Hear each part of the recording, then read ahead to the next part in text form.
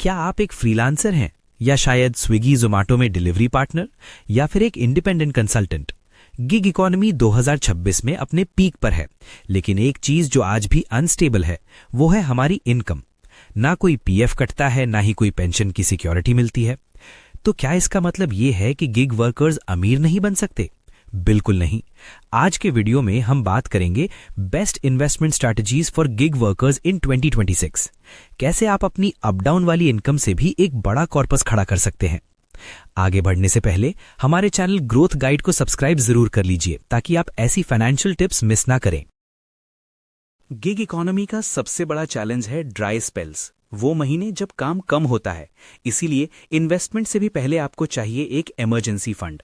2026 में इन्फ्लेशन और market volatility को देखते हुए आपके पास कम से कम 6 महीने का खर्चा लिक्विड कैश में होना चाहिए। कहाँ रखें?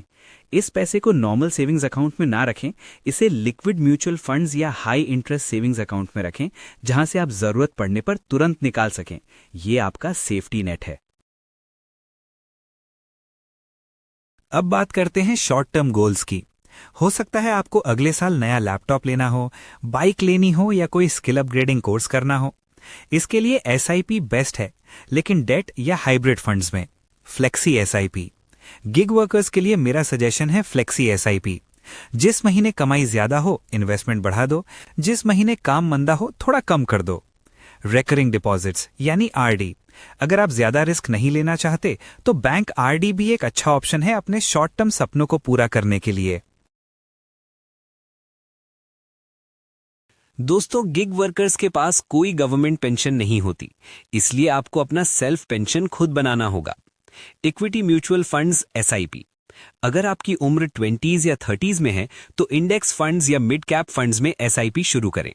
2026 के मार्केट ट्रेंड्स के हिसाब से टेक्नोलॉजी और रिन्यूएबल एनर्जी सेक्टर वाले फंड्स काफी प्रॉमिसिंग हैं। पीपीएफ, पब्लिक प्रोविडेंट फंड, ये सेफेस्ट ऑप्शन है और टैक्स भी बचाता है। साल का कम से कम 500 रुपीज भी डालकर आप इसे शुरू कर सकते हैं। एनपीएस, नेशनल पेंशन सिस्टम, ये रिटायरमेंट के लिए एक बेहतरीन टूल है जहां आपको इक्विटी और डेट दोनों का मिक्स मिलता है।